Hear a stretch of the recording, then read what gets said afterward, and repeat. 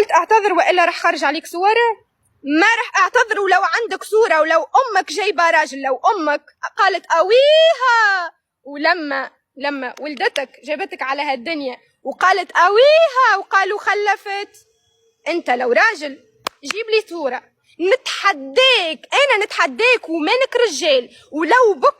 بكرة راح استناك وراح شاهد بثك، لو انت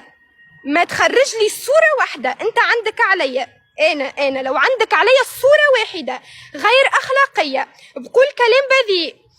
صورة ما بعرف اي صورة انا بتحداك انك تطلعها وتورجيها لي، انا بتحداك وقسما بالله العلي العظيم لو تجيب صورة ربع صورة مبينة فيها انا شوية، قسما بالله انا لا اعتزل التيك توك، وانا بابا بيخرج بقول انا ما جبت، انا ما ربيت، وانا ما جبت اصلا بنت في حياتي، وانا بخلي بابا انه يستعار مني. لو يكون نعيدها لك، لو يكون بوك اللي رباني وقتها راح تلقى عني صور، راح تلقى عني ناس بتحكي عليا، راح تلقى سمعتي وسخة، راح تلقاني بشتح فوق الطاولة على 1:30. اما انا مربيني بابا تونسي وامي تونسية، فشلت وفشرت